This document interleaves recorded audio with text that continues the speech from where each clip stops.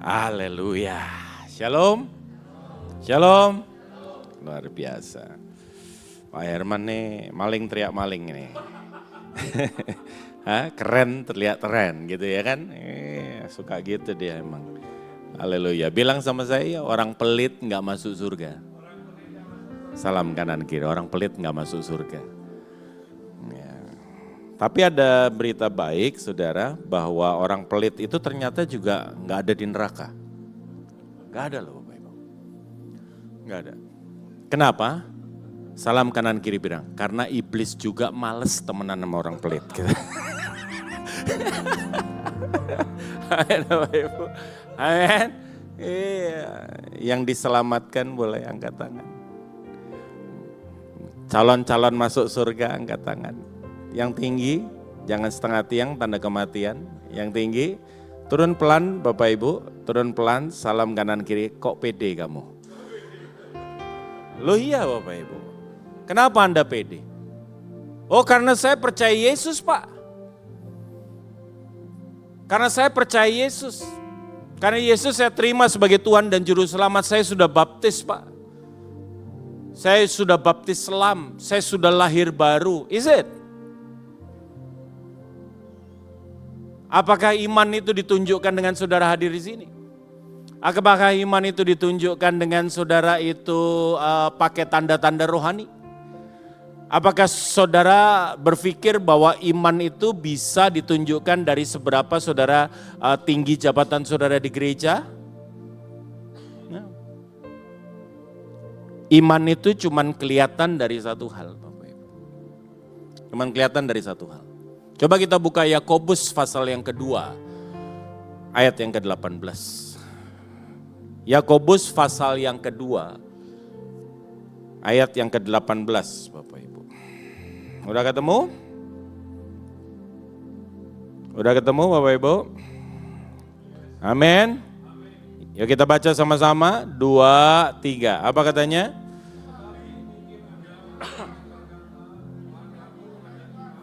Dan padaku ada perbuatan. Terus?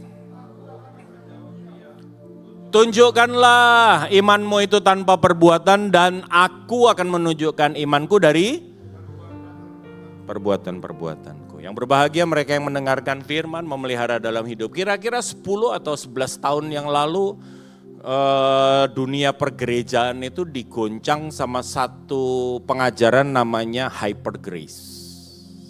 Iya kan?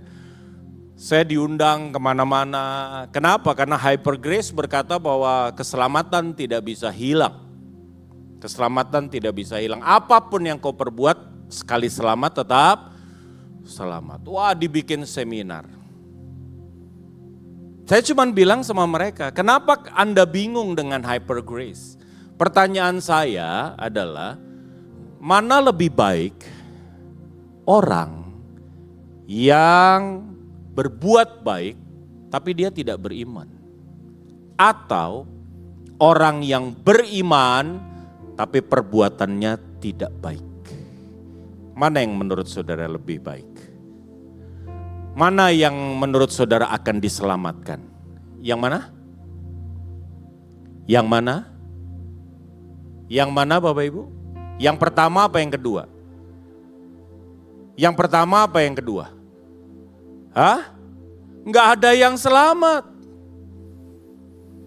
Kenapa? Karena kita diselamatkan bukan karena perbuatan baik. Efesus 2 ayat yang ke-8. Hanya karena iman kepada Kristus kita itu diselamatkan. Tapi kalau perbuatannya enggak baik, firman Tuhan bilang perbuatan dan iman itu jadi satu.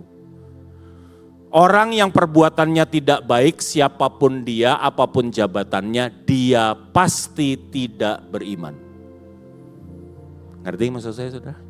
Amin. Nggak mungkin orang beriman itu perbuatannya nggak baik. Rasul Paulus bilang, tunjukkan imanmu tanpa perbuatan.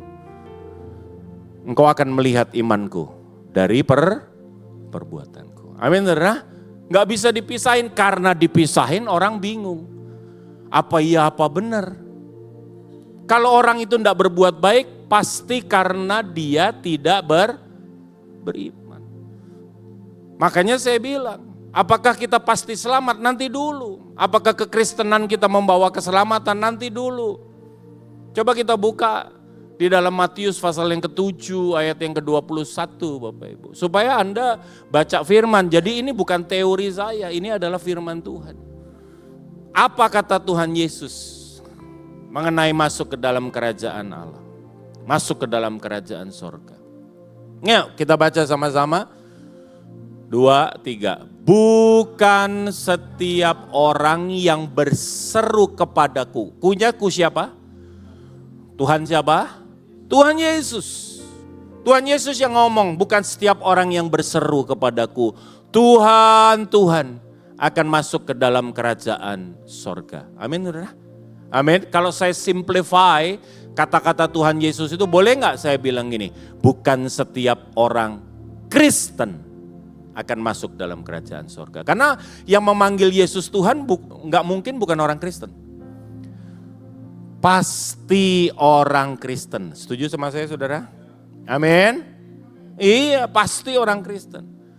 Dan di sini Tuhan Yesus yang ngomong bukan Zivki, dia bilang bukan setiap orang Kristen itu akan masuk ke dalam kerajaan sorga. Ayo kita baca dengan kata-kata yang seperti itu. Katakan, ayo bilang. 2, 3. Bukan setiap orang Kristen akan masuk ke dalam kerajaan surga. Orang Kristen yang gimana yang masuk? Coba lihat. Akan tetap apa? Melainkan dia yang melakukan kehendak Bapakku yang di... Amin. Amin. Jadi Anda itu mau orang Kristen, Anda mau majelis, Anda mau donatur, Anda mau bukan donatur, Anda mau jemaat. Saya mau kasih tahu Bapak Ibu, kalau engkau tidak, imanmu tidak sampai membawa engkau melakukan kehendak Bapamu yang di sorga. Atau kau tidak peduli dengan kehendak Bapamu yang di sorga atas engkau. Maka saya mau kasih tahu, Tuhan Yesus yang ngomong bukan saya. Dia bilang, engkau gak akan masuk ke dalam kerajaan sorga. Amin Bapak Ibu. Amin. Gak akan. Gak akan Bapak Ibu. Iman kita harus membawa kita sampai melakukan kehendak Bapakku yang di sorga. Coba kita lihat di dalam Yohanes pasal yang ke-10. Ayatnya yang ke-10 Bapak Ibu. Yohanes pasalnya yang ke-10. Ayatnya yang ke-10. Ini yang iblis lakukan. Kita baca yuk. 2, 3. Apa katanya? Pencuri datang hanya untuk mencuri dan membunuh dan membinasakan. Sampai di sini aja dulu. Pertanyaan saya, emangnya iblis bisa membinasakan? Memangnya iblis punya kuasa untuk membinasakan? Enggak. Enggak punya Bapak Ibu. Tapi iblis bisa membawa saudara untuk binasa. Gimana caranya? Engkau tidak memenuhi kehendak Bapamu yang di sorga. Caranya yang pertama, dicuri dulu. Apa yang dicuri? Prioritas, hati, kecintaan dari Tuhan digeser kepada dunia ini. Banyak orang hari ini datang ke gereja, hadir, doa, puasa, baca firman. Tujuannya satu, supaya dagangannya cuan. Wah, ngeri saudara. Ini orang-orang udah mulai tercuri nih. Orang-orang udah, lu gimana caranya iblis mencuri? Dia nggak mencuri dengan dirinya. Anda pasti kok, pasti. Tidak berminat untuk ikut iblis. Pilih Tuhan, pilih iblis. Lu kok ragu-ragu? Pilih Tuhan apa pilih iblis? Amin saudara. Tapi kalau apa yang di tangan iblis belum tentu. Emang apa Pak yang di tangan iblis? Lukas pasal 4. Ayat yang ke-5 sampai dengan ayat yang ke-6. Saya ajar saudara untuk baca firman itu. Supaya saudara tahu. Supaya saudara nggak bingung-bingung. Pak, itu setahu saya bukan anak Tuhan Pak. Lebih kepada anak setan. Kenapa kok kayak begitu ya Pak ya? Kenapa kok dia sukses ya Pak ya? Kenapa kok dia kaya ya Pak ya? Loh ya ini sebabnya Bapak Ibu. Yuk kita baca sama-sama. Apa katanya? Kemudian ia membawa Yesus ke suatu tempat yang tinggi. Dan dalam sekejap mata ia kepadanya apa? Semua kerajaan dunia. Terus yang ayat yang ke-6 bilang apa? Kata siapa? Ngomong iblisnya jangan lihat kanan kiri. Kata iblis. Kata iblis apa? Segala apa? Kuasa itu serta kemuliaannya akan, perhatikan, catat ayat ini dibilang gini, sebab semuanya itu telah kepada siapa? Dan aku akan memberikan kepada siapapun yang aku tuh. Dengan itu iblis curi. Percaya sama saya, saudara gak minat sama iblis, tapi kalau sama apa yang di tangan iblis, yang namanya harta dunia, gak ada yang nolak. Dan sulit untuk berkata tidak. Iya apa iya? Iya apa iya saudara? Amin. Berapa orang yang datang ke dalam gereja, di sininya tuh berkat. Berkat ngomongnya uang. Transaksional sama Tuhan. Bapak Ibu yang dikasihi Tuhan. Banyak orang yang datang ke gereja seperti itu. Kecuali jemaat Victory. Amin. Iya, salam kanan kiri. Itu jemaat di Nigeria. Kalau di sini enggak Bapak Ibu. Saya cuma takut dikeroyok aja. Bapak Ibu yang dikasihi Tuhan. Iblis itu mencuri dengan apa yang ada di tangannya. Banyak hamba-hamba Tuhan yang tadinya melayani Tuhan dengan sungguh-sungguh bergeser Pak motivasinya. Begitu dia sudah kenal uang, bergeser motivasinya. Banyak anak-anak Tuhan sudah tidak lagi fokus sama Tuhan, dia fokus sama apa yang ada di tangan Tuhan. Bapak Ibu yang dikasihi Tuhan, hari ini iblis mencoba untuk membinasakan saudara. Caranya gimana? Membuat engkau tidak melakukan kehendak Bapamu yang di sorga. Sampai sini ngerti maksud saya? Amin. Oleh sebab itu Roh Kudus itu harus datang. Yesus harus pergi. Dan hari ini kita rayakan. Coba kita lihat di dalam Yohanes pasal yang ke-16 ayat yang ke-8 Bapak Ibu. Yohanes pasalnya yang ke-16, ayat yang ke-8 sampai dengan ayat yang ke-10. Dan waktu Roh Kudus itu turun, fungsi utama daripada Roh Kudus adalah ini. Yuk kita baca, apa katanya? Dan kalau Roh Kudus itu datang, ia akan menginsyafkan dunia akan dosa, akan kebenaran, dan terusin. Akan dosa karena apa? Mereka tetap tidak percaya kepadaku. Akan kebenaran karena aku pergi kepada Bapa dan kamu tidak melihat aku lagi. Akan penghakiman karena penguasa dunia ini telah 3 nih Pak.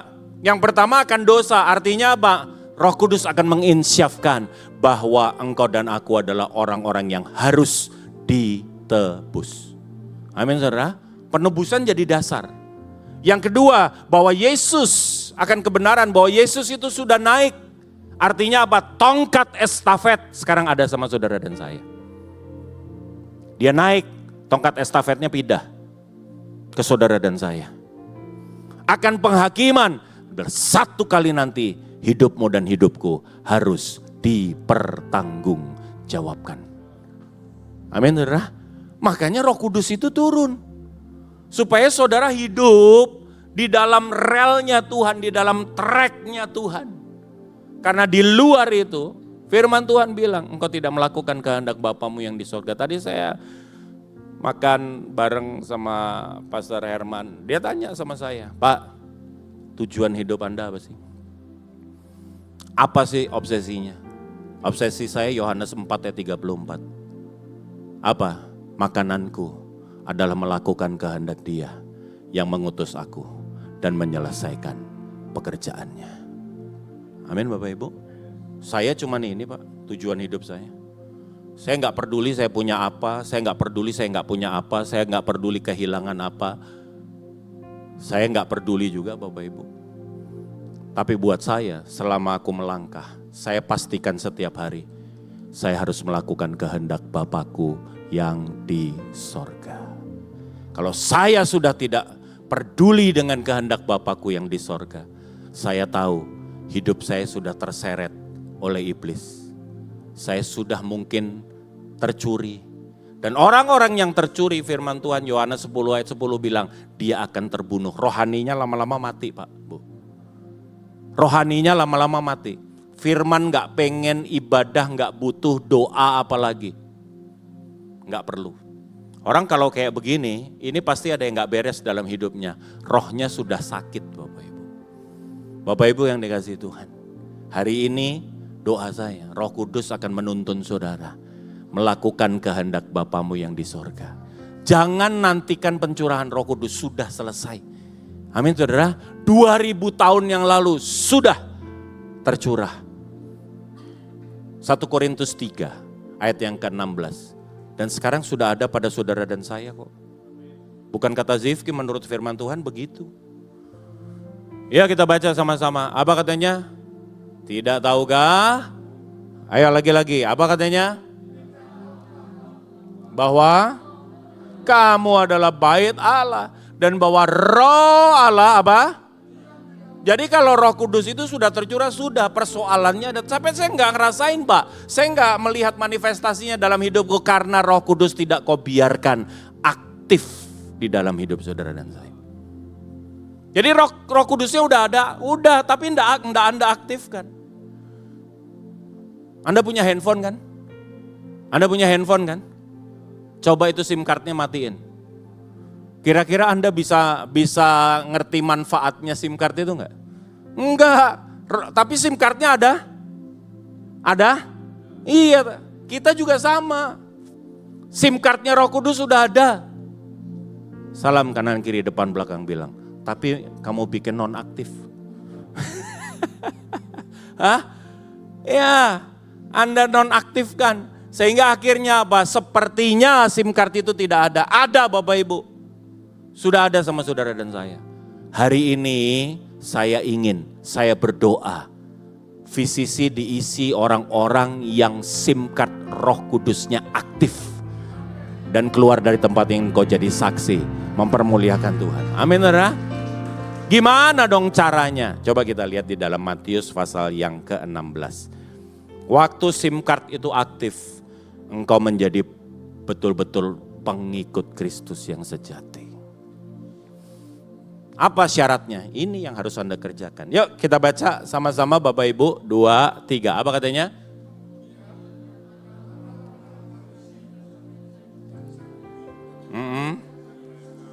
Itu ayat berapa ya? Ayat 24. Tadi yang bilang ayat berapa tadi? 4 siapa? Emang saya ngomong? Iya kali ya.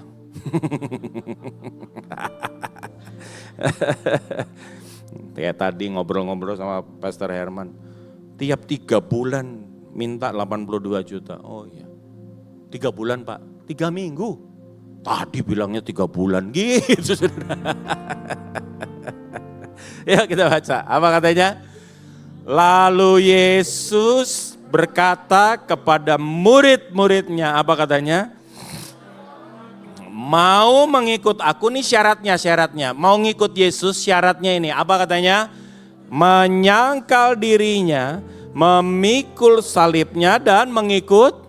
Iya, ini gak bisa, kalau Anda mau ngikut Yesus 2 prekondisinya Anda harus penuhi. Apa? Yang pertama, sangkal diri. Orang yang tidak menyangkal diri, saya terlalu percaya, engkau tidak akan, Roh Kudus tidak akan aktif di dalam hidup saudara dan saya. Kalau mau aktif gimana? Sangkal diri. Pikul salib. Banyak orang yang mencoba untuk memikul salib tanpa menyangkal diri. Saya mau kasih tahu, jadi pelayan yang nganyel ke. Pelayan tapi apa? Di luar jadi batu sandungan karena belum selesai. Kalau engkau mau melayani Tuhan, engkau mau mikul salib, pastikan selesai dengan diri kita. Caranya gimana? Sangkal diri. Bilang sama saya. Bilang sama saya. Yang pertama, yang kau harus sangkal nih, supaya Roh Kudus ada bersama dengan saudara dan supaya Roh Kudus aktif di dalam kehidupanmu. Kita kembali ke Yohanes 4 ayat 34 tadi. Ya, apa yang kau harus sangkal Bapak Ibu?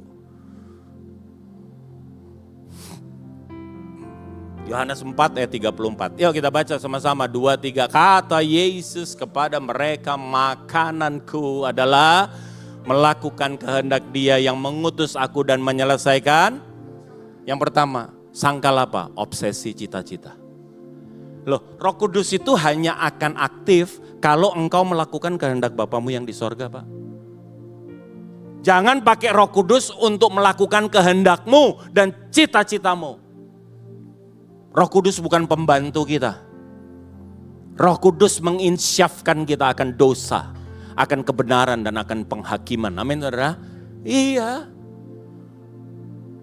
Roh Kudus itu akan aktif waktu kita melakukan kehendak Bapamu yang di sorga. Dan waktu engkau melakukan, waktu engkau dalam pengutusan, di situ Roh Kudus akan meneguhkan. Dengan apa? Dengan tanda-tanda heran dan kuasa. Amin, saudara? Di situ baru ada, Pak. Kalau enggak bisa. Kalau saudara melakukan obsesimu sendiri, ya Tuhan bilang pikirin sendiri. Usahakan sendiri. Setuju sama saya? Amin? Iya. Kalau umpamanya enggak usah jauh-jauh orang yang bekerja, saya yang berkhotbah, Roh Kudus akan mengurapi saya atau enggak, tergantung. Saya khotbahnya ngapain? Khotbahnya melayani, memberitakan Injil, memberitakan kebenaran, atau saya cuman sekedar kerja. Emang bisa? Bisa, banyak pelayan yang pekerja.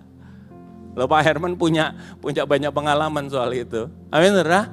Iya, yang melayani di sini tuh belum tentu semua pelayan. Ada yang kerja, Pak.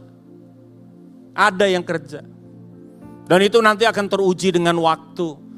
Kalau bahasanya Pastor Herman itu nama akan mengalami dan akan tersaring pada seleksi alam. Karena orang-orang yang sungguh murni melayani, dia akan jadi orang yang tahan uji. Amin, saudara? Amin.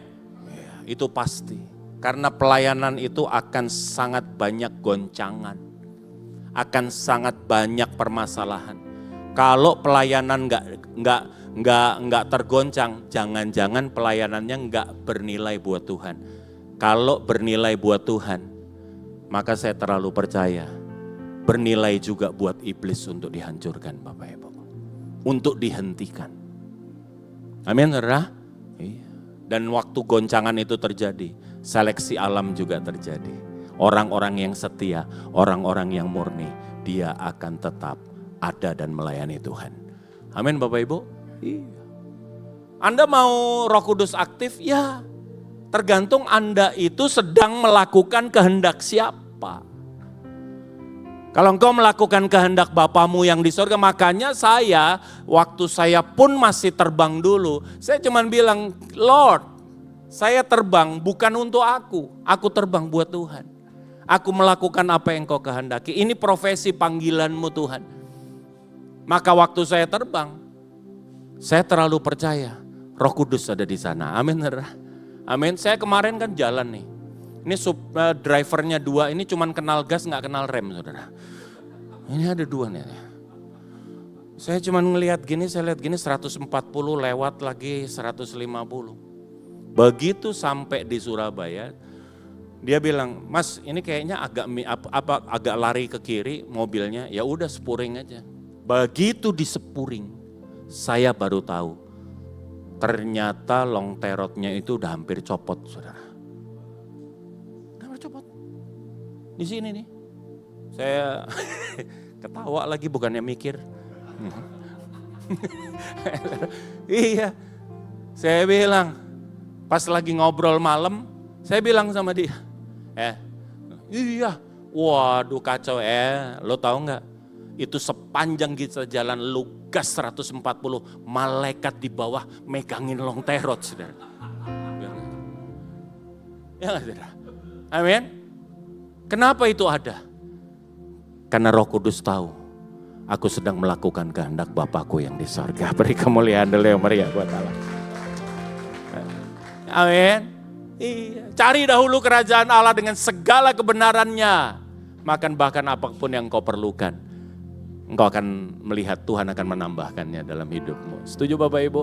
Amin. Jadi hari ini engkau hidup buat siapa? Cari makan. Hah? Cita-citamu. Waktu anak-anak saya lulus SMA, dia tanya sama saya, Dad, what I have to be? I don't know. Hah? Kok don't know? Kan lu bapak gua. Gitu katanya anak saya. Saya bilang, Papa gak tahu. Karena Papa gak punya cita-cita. Kamu bukan punya Papa, kamu punya Tuhan. Papa gak punya cita-cita, Papa hanya ingin cita-citanya satu. Kamu jadi seperti yang Tuhan mau. Karena untuk itulah kamu bernilai. Untuk itulah kamu berharga. Amin Bapak Ibu. Papa gak peduli how much money you got. Saya gak terlalu peduli dengan itu. Tapi jadi seperti yang Tuhan mau. Maka itu adalah hidup yang paling berharga dan bernilai. Oke, jadi gimana Dad? Doa, puasa. Karena saya tahu persis. Kalau dia melakukan kehendak Bapanya yang di sorga. Maka Roh Kudus ada di sana. Amin saudara. Roh Kudus aktif di dalam kehidupan mereka. Setuju sama saya? Ya. Sangkal dirimu. Yang kedua apa yang harus disangkal? Matius pasal 23. Ayat yang ke-11. Dan ayat yang ke-12. Kalau kita gak mau sangkal cita-cita kita masih ngotot melakukan kehendak kita masih ngotot melakukan cita-cita kita, ya jangan ngomong Roh Kudus. Roh Kudus gak akan ada di sana. Tapi mulailah hari ini berpikir, taruh dalam hati kita, taruh dalam pikiran kita, Tuhan apa yang harus aku kerjakan? Seperti Salomo dong Bapak Ibu, emas perak aku tidak minta Tuhan, aku hanya minta hikmat untuk supaya aku bisa melakukan kehendak-Mu. Amin saudara, supaya aku bisa melakukan tugas-Mu, menghakimi bangsa yang besar ini. Setuju sama saya? Amin Bapak Ibu. Maka Roh Kudus akan aktif dalam hidup saudara. Guidance saudara, menuntun saudara, melindungi saudara, mengurapi saudara, mengempower saudara dengan banyak hal. Ya kita baca sama-sama. Apa katanya? Barang siapa terbesar di antara kamu, hendaklah ia menjadi apa? Pelayanmu. Terus, barang siapa meninggikan diri, dia akan. Barang siapa merendahkan diri, dia akan. Mau lihat Roh Kudus meninggikan saudara? Mau lihat Roh Kudus membela saudara? Sangkal status saudara. Aku bukan siapa-siapa Tuhan. Jangan terlalu sombong. Kita harus ikut Yesus yang kesetaraannya dengan Allah bukan dia anggap sebagai milik yang harus dia pertahankan. Tetapi dia turun, dia ambil rupa hamba, bahkan dia cuci kaki murid-muridnya. Amin saudara. Yesus rendah hati. Tapi kadang-kadang kita ini gak bisa rendah hati Bapak Ibu. Kita terlalu sombong, ke gereja pun kita bawa status kita di kantor. Kita bawa status kita di rumah. Bapak Ibu yang dikasihi Tuhan. Yang terbesar adalah mereka yang ambil posisi sebagai hamba. Setuju sama saya? Amin. Makanya saya bilang sama teman-teman, kamu mau jadi pelayan? Ya, Pastor, aku mau melayani sini. Good. Satu aja kalau saya. Kamu bersedia nggak jadi keset? Apa? Bilang sama saya apa? Apa? Salam kanan kiri. Keset. Hah? Apa? Keset. Bahasa Inggrisnya keset itu welcome. Lu kalau nggak percaya, cari keset, lihat, pasti welcome. Bapak Ibu, hari ini saudara bersedia nggak jadi itu? Kalau engkau belum mau sangkal siapa dirimu, Roh Kudus nggak ada di sana. Roh Kudus nggak akan berjalan bersama-sama dan aktif di dalam atau di tengah-tengah kehidupan orang-orang yang sombong. Bahwa firman Tuhan katakan, kalau engkau mulai meninggikan diri, Tuhan akan merendahkan saudara. Tapi kalau engkau merendahkan diri, Tuhan ada di sana untuk meninggikan engkau. Amin saudara. Amin. Iya, sangkal status kita Bapak Ibu. Saya bukan siapa-siapa Tuhan. Saya adalah hamba-Mu. Karena kadang-kadang kalau kita udah sulit untuk menyangkal status kita akan jadi orang yang sombong. Dan kalau kita sombong, iblis punya teman. Iblis itu dosanya apa? Iblis dosanya apa? Salam kanan kiri, sombong. Kalau kita tinggi hati, kita sombong. Kita nggak ada bedanya sama dia. Iblis punya teman. Iblis itu paling senang kalau saudara dan saya itu sombong. Kenapa sih Pak kok orang itu bisa sombong? Biasanya orang itu bisa sombong karena mereka menjadi orang-orang yang sukses dan berhasil. Keberhasilan kita itu kalau kita nggak manage, kita akan jadi orang yang sombong. Iya nggak sih? Amin. Iya, dikit-dikit gini. Aku. Ya? Ya. Yang kedua, apa yang bikin kita sombong? Yang bikin kita sombong itu kadang-kadang apa? Ibadah. Ibadah bisa bikin kita sombong.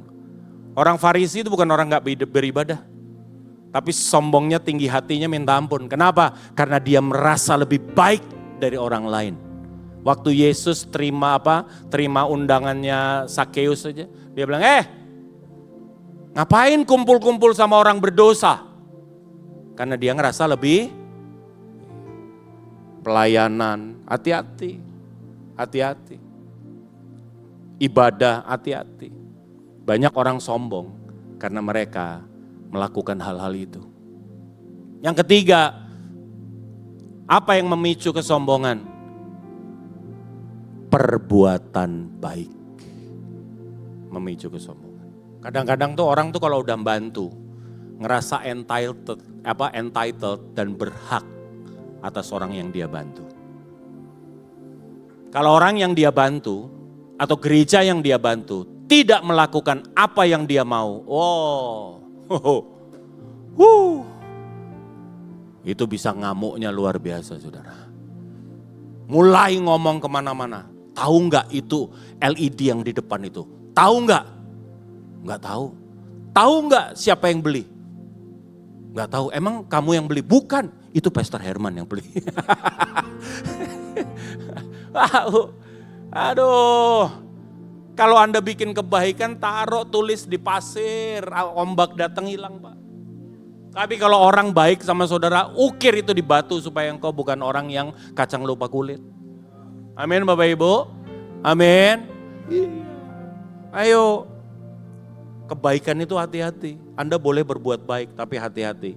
Kalau engkau tidak kendalikan euforianya, maka perbuatan baik ini akan memicu kesombongan kita. Sangkal siapa kita. Sangkal status kita. Jadilah orang yang rendah hati seperti Kristus. Orang kalau udah rendah hati, Bapak Ibu yang dikasihi Tuhan, orang ini akan mudah sekali untuk mengampuni. Kenapa orang gak bisa mengampuni? Karena dia tinggi hati. Masa iya Pak? Iya, orang yang tinggi hati itu pasti sering sakit hati. Anda kalau tanya, Pak saya rendah hati apa tinggi hati? Tergantung, kalau Anda sering ngomong, aku sakit hati, nah itu namanya Anda tinggi hati. Karena sesungguhnya gak ada yang bisa menyakitkan saudara, kecuali saudara ambil keputusan untuk sakit. Karena keputusan itu dimulai dari, sakit hati itu dimulai dari keputusan kita kok. Saya sakit hati, nah iya sakit hati. Biarin aja, bebas-bebas saja. Ya gak sakit hati, amin. Ya kan? Orang mau ngomong apa soal saya bebas, silakan aja. Mau ngomong bego, mau ngomong apa juga nggak ada masalah buat saya. Oke-oke aja. Amin, saudara. Iya kan? Iya. Saya nggak I don't mind dengan apa kata orang. Saya hanya perhatikan apa penilaian Tuhan atas hidup saya. Itu aja. Setiap hari saya cuman itu yang saya taruh di dalam pikiran saya. Yang taruh dalam hati saya, Tuhan ini cukup berkenan gak ya? Waktu saya dikasih jadwal sama Pastor Herman jauh-jauh hari sebelumnya. Satu pergumulan saya cuma bilang, Lord what I have to say. Pakai nih mulut Tuhan untuk menyampaikan kebenaran firman. karena aku ada di tempat itu, maka sangat sia-sia kalau aku tidak melakukan kehendak-Mu, menyampaikan berita kebenaran-Mu. Amin, saudara. Iya. Kalau diundang ke sini, saya udah gak mikirin amplop, saudara. Saya gak pernah pikirin itu. Kenapa? Karena ditransfer. Enggak, saudara. Oh iya, ngerti gak maksud saya, Pak? Bu, halo? Kita bukan siapa-siapa. Dan yang terakhir, apa yang kau harus sangkal supaya Roh Kudus aktif dalam hidup saudara? Matius 25 yuk. Ayat 14, jangan salah lagi ya mas, 14 mas. Haleluya. Ayat 14 Bapak Ibu yang dikasih itu. Ini yang mesti disangkal. Mau gak sangkal diri? Halo? Mau? Siap? Ya, siap menjalankan cita-cita. Bapak Ibu 2009 dirubah jalan hidup saya. Dari pilot yang cita-cita saya dari kecil Pak. Tuhan ajar saya. Melayani aku sepenuh waktu.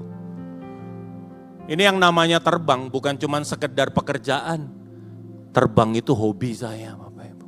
Itu kecintaan saya, that's my blood. Itu adalah darah saya. Papa saya pilot, kami bertiga laki semua, tiga-tiganya pilot semua. Saya ini air minded Bapak Ibu. Yang namanya terbang itu sebuah kesukaan. Tapi 2009 Tuhan bilang, tinggalkan itu. Kamu saya pindahin dari Lion Air, kamu akan terbang di Jesus Air. Wah, hari ini saya terbang di Jesus Air, saudara. Mau nggak? Lo mau. Makananku adalah melakukan kehendak Dia. Dia mau jadi apa? Dia mau aku jadi apa? Dia mau aku melakukan apa? Bebas Tuhan, aku akan ada di sana. Karena aku udah sangkal. Aku gak punya cita-cita, cita-citaku adalah cita-citanya Tuhan. Loh itu fakta, saya bukan cuma ngomong Bapak Ibu, saya lakukan. Saya lakukan. Ya kita baca sama-sama, 2, 3 apa? Sebab hal kerajaan sorga sama seperti seorang yang, ya apa katanya? Mempercayakan apa? Mempercayakan apa? Mempercayakan apa? Hartanya siapa? Hartanya siapa? Mempercayakan hartanya si Tuan. Dan harta itu gak pernah dibalik nama. Jadi hari ini, apapun yang ada di tangan saudara, apapun yang katanya milik saudara, sebetulnya bukan milik saudara, sangkal kepemilikan kita. We are not the owner, we are steward. Amin saudara. Iya. Kita ini pengelola, kita bukan sang empunya. Yang punya tetap Tuhan. Kenapa tadi orang jadi pelit? Orang jadi medit. Kenapa? Karena dia ngerasa itu miliknya. Kalau dia sadar betul bahwa itu milik Tuhan, dia gak akan tahan kebaikan itu. Gak akan. Amin saudara. Tapi karena dia merasa it's mine. Ini aku yang cari. Ini aku yang berkeringat, ini aku yang bersusah payah, ini aku yang berjerih lelah. Akhirnya tadi, kalau buat saya gak punya apa-apa Pak dalam hidup. Gak punya apa-apa. Semuanya punya Tuhan. Apa yang ada di tanganku, aku akan pakai sebesar-besarnya untuk kepentingannya Tuhan. Kenapa? Karena saya tidak punya apa? Tidak punya apa-apa. Termasuk yang namanya pekerjaan, it's not mine, itu bukan punya saya. Termasuk yang namanya kepandaian, itu bukan punya saya. Sehingga kalau saya sudah menyangkal kepemilikan saya, maka saya gak akan pernah, kita tidak akan pernah jadi orang yang sombong. Karena semuanya dari Tuhan dan hanya untuk Tuhan. Amin saudara? Iya. Lakukan itu Bapak Ibu. Waktu engkau menyangkal 3 hal ini, maka Roh Kudus akan aktif bekerja di dalam kehidupan saudara. Dia akan aktif untuk ada bersama-sama dengan saudara. Amin saudara. Akhirnya engkau apa? Menjadi pengikut Kristus. Setelah engkau menyangkal dirimu, firman Tuhan bilang, pikul salibnya. Artinya apa? Semuanya harus ditutup dengan apa? Kesediaan untuk berkorban. Katakan sama saya. Amin saudara. Bilang sama saya berkorban. Bilang sama saya berkorban. Hidup ini harus berkorban Bapak Ibu. Engkau bisa memberi. Engkau bisa mengasihi tanpa memberi. Gak bisa. Engkau gak akan bisa. Engkau bisa memberi tanpa kasih. Tapi engkau tidak akan pernah bisa mengasihi tanpa bohong. Bohong kalau itu orang-orang yang di depan gereja ini kelaparan dan Pastor Herman bilang, yo tak doain ya. Nah, bohong itu. Kasihi dengan tindakan yang nyata Bapak Ibu. Amin. Saya bersyukur, saya senang. Itu harus dilakukan terus. Supaya apa? Supaya kasih itu bukan cuma teori, tetapi terbukti. Bagaimana kita bisa mengasihi? Engkau harus rela berkorban. Engkau harus rela berkorban. Saya, udah belasan tahun yang lalu, saya bawa anak-anak dari pedalaman, dari tempat misi saya di Wamena sana, saya bawa hidup bersama-sama dengan saya. Apakah hal itu mudah? Nggak mudah Bapak Ibu. Kalau nggak percaya tanya aja anaknya tuh ada di pojok tuh. Nggak gampang. Jadi kalau Anda tanya sama saya, persoalan hidup saya, Anda lihat itu. Itu salah satunya. Pak Bu, ini mereka anak-anak dari pedalaman. Di pedalaman, yang kecil-kecil itu. Itu yang namanya WC itu luas Pak. Semuanya WC. Dia bisa buang itu dimanapun dan kapanpun dia suka. Untuk ngajarin dia, mereka buang di satu tempat yang sama, di lubang yang sama. Itu bukan pekerjaan setahun. Bukan pekerjaan setahun Pak. Satu kali baru datang dari pedalaman, kan saya ada siaran radio. Dan kemudian langsung saya bawa, karena saya harus siaran radio, jadi saya jemput, saya bawa siaran radio. Anda tahu nggak studio radio itu, studio siaran itu kedap suara dan kedap udara. Saya suruh mereka duduk di belakang. Ada 3 orang duduk di belakang. Lagi kami siaran tiba-tiba, ini kok ada bau dajal nih apa ya?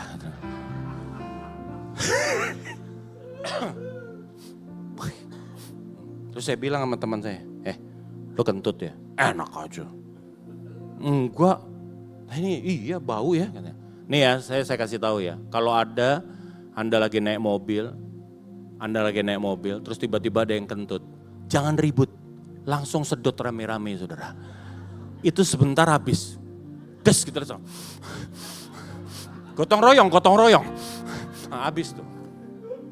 Ini udah kita sedot, nggak habis-habis.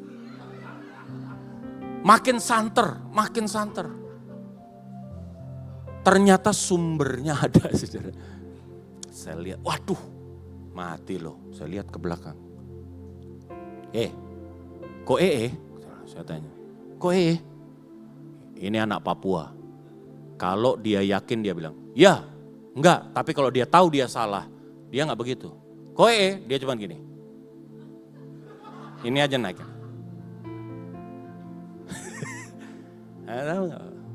Itu kejadian kita nyuci kursi, dan salahnya saya adalah saya angkat dia, saya keluarin, saya bawa ke toilet. Jadi akhirnya malah dibagi rata, saudara. Mati loh saudara. Itu kejadian loh, saya berkata iya di atas iya. Begitu di sana. Dan saudara tahu, itu bukan kayak gini bahannya, yang fabric, yang kain bahannya, kursinya. Jadi begitu set keluar, sarinya masuk, ampasnya di luar. Dan itu nggak selesai Bapak Ibu. Kalau Anda nggak mau berkorban, kalau engkau nggak mau dibebani dengan hal-hal yang lain, engkau nggak akan pernah melakukan apa-apa. Kalau engkau mau melakukan sesuatu, maka engkau harus punya keinginan dan kemauan, kerelaan untuk sangkal diri. pikul salib, engkau akan mengikut Yesus. Roh Kudus memimpin saudara, berkarya di dalam hidup saudara. Sampai satu kali engkau masuk pada golongan mereka-mereka yang melakukan kehendak Bapakku yang di sorga.